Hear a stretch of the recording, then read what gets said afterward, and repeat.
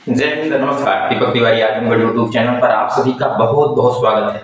हम इस समय जो है ज्योग्राफी पढ़ा रहे हैं। ज्योग्राफी में हम इस समय नक्षत्र और तारामंडल के बारे में हम आप लोगों को बता रहे हैं। यह एस्ट्रोनॉमी में आता है यह सब्जेक्ट। तो आइए देख लेते हैं इसे। यदि आप बीपीएससी टीआरई 3.0 की तैयारी कर रहे हैं, या फिर बिहार स्टेट की तैयारी कर रहे हैं, या फिर यूपी टीजीटी पीजीटी टेट या फिर सुपर टेट की तैयारी कर रहे हैं, तो हमारे यूट्यूब वीडियो से आप लोग जुड़ सकते हैं। आइए ज्योग्राफी में हम देख लेते हैं। हम आप लोगों को बता रहे थे कि ये जो पूरी आकाश गंगा है, जिसे इंग्लिश में गैलेक्सी कहते हैं, हम जिस आकाश गंगा में है, जिससे हमारा सौरमंडल, हमारी पृथ्वी या सूर्य जिस आकाश गंगा में है, उसे मंदाकिनी कहते हैं। इसे दुग्ध मेखला, इंग्लिश में मिल्की वे के नाम से भी किया जानते हैं।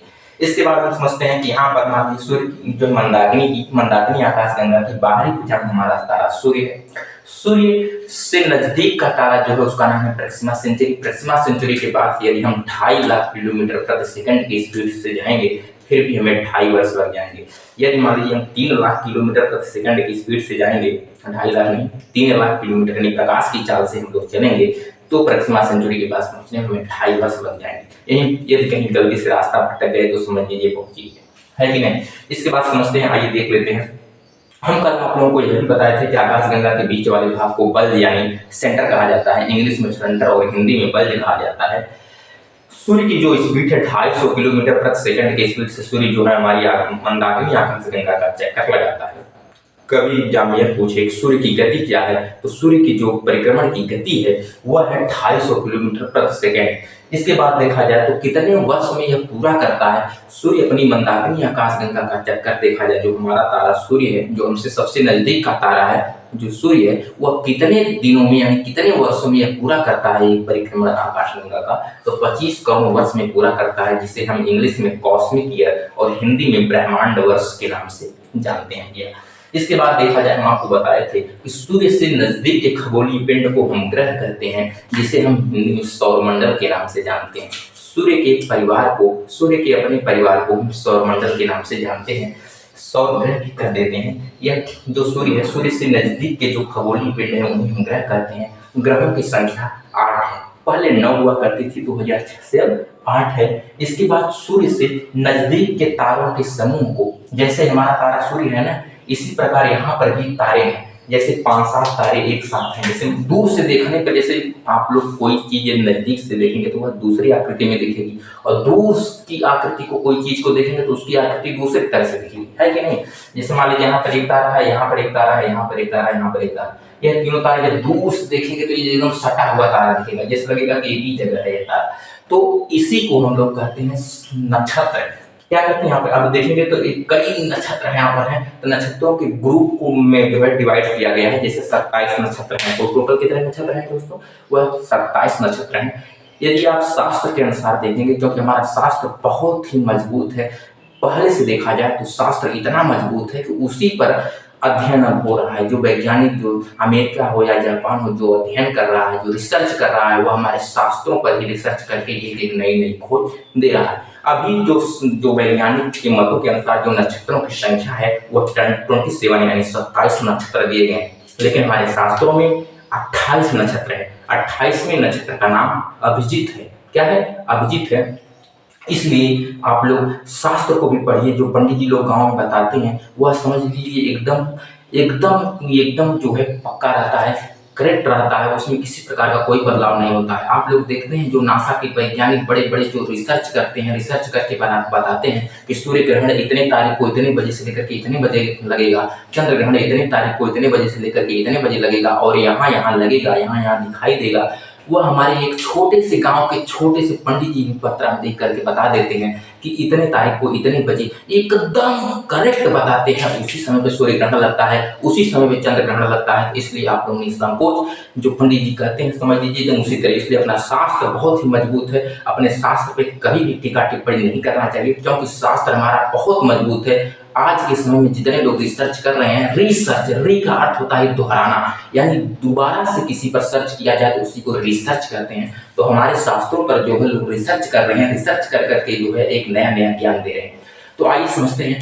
इसके बाद जो 27 नक्षत्र हैं, यानी सूर्य से नजदीक के तारों के समूह को नक्षत्र कहा जाता है, तथा सूर्य से दूर के स्थित तारों के समूह को तारामंडल कहा जाता है। सूर्य से नजदीक के खगोलीय पिंडों को हम ग्रह कहते हैं तथा सूर्य से नजदीकी तारों के समूह को नक्षत्र कहते हैं तथा सूर्य से दूर के स्थित तारों के समूह को तारामंडल कहते हैं। तारामंडल की संख्या देखा जाए तो 89 यानी 89 तारामंडल होते हैं। तारामंडल में भी क्या होता है, सूर्य ही होते हैं। ऐसे ऐसे तारे होते हैं, जैसे हमारा तारा सूर्य है ना, सूर्य भी एक प्रकार का तारा है, ऐसे इससे भी यहाँ पर भी तारे होते हैं जो दूर से देखने पर थोड़ा सा एक संगठित के रूप में दिखते हैं। ठीक ना। इसके बाद आगे समझते हैं। आज आप ज्योतिष के अनुसार देखेंगे, जो पंडित जी लोग आप लोग की ज्योतिष वगैरह देख करके बता देते हैं कि कैसे कोई काला होगा या गोरा होगा या फिर वह बहुत बुद्धिमान होगा, ये बताते हैं ना, तो ये सब जो है अपने नक्षत्रों पर ही आधारित होते हैं। पंडित जी लोग नक्षत्र देख करके बता देते हैं। नक्षत्रों से ज्यादा प्रभाव ग्रहों का पड़ता है। ग्रह और नक्षत्र आपके ज्योतिष में पंडित जी लोग जो लोग देखते हैं वह आपके ग्रह और नक्षत्र को ही देखते हैं। वहां पर देखा जाए तो तारामंडल का बहुत बड़ा प्रभाव नहीं पड़ता है, तारामंडल का बहुत बड़ा प्रभाव नहीं पड़ता है। तो आप लोग तारामंडल भी पढ़ेंगे लेकिन बहुत कम पढ़ेंगे, हल्का सा। यह देखा जाए तो एस्ट्रोलॉजी में आता है। हम आपको एस्ट्रोनॉमी पढ़ा रहे हैं, जो अंतरिक्ष विज्ञान खगोलीय होता है। एस्ट्रोलॉजी देखा जाए तो ज्योतिषीय विज्ञान हो जाता है। तो एस्ट्रोलॉजी में हम जो है आप लोगों को हल्का सा थोड़ा सा बताएंगे एस्ट्रोलॉजी क्या है। ठीक ना। तो यदि आप जब कुंडली उंडली दिखाने जाते हैं तो पंडित जी पूछते हैं, बताते हैं कि किस मुहूर्त में पैदा हुआ है बच्चा, किस नक्षत्र में पैदा हुआ है बच्चा। जैसे बहुत सारे नक्षत्र, जैसे रोहिणी वोहिणी एक नक्षत्र है ना, अभिजित नक्षत्र है ना, इसी प्रकार से पंडित जी देखते हैं कि उस समय जो है यहाँ पर कौन सा नक्षत्र था, यहाँ पर कौन सा नक्षत्र था, इसके सामने जब इस समय पैदा हुआ बच्चा तो इसके सामने कौन सा ग्रह था, तो उस ग्रह के प्रभाव में आकर के बच्चा को बता देते हैं पंडित जी कि बच्चा कैसा होगा। ऐसी यही हमारी ज्योतिष है। अभी हम इसे विशेष बात जो है, इसकी विशेष जानकारी अगली वीडियो में देंगे, जिसमें सिर्फ हम ज्योतिष के बारे में ही बताएंगे आपको। अभी हम आपको समझाने का प्रयास कर रहे हैं जो नक्षत्र है। नक्षत्र में देखा जाए तो सबसे कुछ महत्वपूर्ण नक्षत्र यह होते हैं। नक्षत्रों के बारे में कुछ महत्वपूर्ण नक्षत्र यह होते हैं, जैसे आप देखेंगे उर्सा मेजर। क्या होता है? Ursa Major. उर्सा मेजर होता है। Ursa Major, Ursa Major, Ursa Minor, Ursa Minor, Ursa Minor, Minor. एक होता है हाइड्रा। एक क्या होता है? हाइड्रा। एक होता है हाइड्रा। एक होता है साइरस। क्या होता है? Cyrus, Cyrus. एक होता है साइरस। एक होता है हंटर। क्या होता है? हंटर, हंटर होता है। हंटर को हम ओरियन बोल देते हैं। क्या? ओरियन बोल देते हैं, ओरियन बोल देते हैं। इसी को शिकारी तारा बोल देते हैं। क्या? शिकारी तारा। इसकी जो दूर से देखने की इसकी आकृति, हालांकि शिकारी तारा है नहीं, दूर से देखने के शिकारी के जैसा दिखता है, प्रभाव में आता है। इन्हें हर चीज की देखिए अपनी महत्व होता है हर चीज का। जैसे उर्सा मेजर जो होता है, उर्सा मेजर के ठीक पीछे पाया जाता है ध्रुव तारा।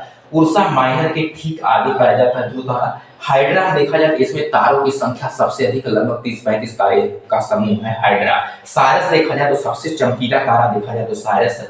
हंटर देखा जाए तो शिकारी की तरह आकृति है इसकी, इसलिए यह भी बहुत महत्वपूर्ण है। इसमें देखा जाए तो 14-15 तारे होते हैं जिसकी आकृति शिकारी की तरह दिखती है।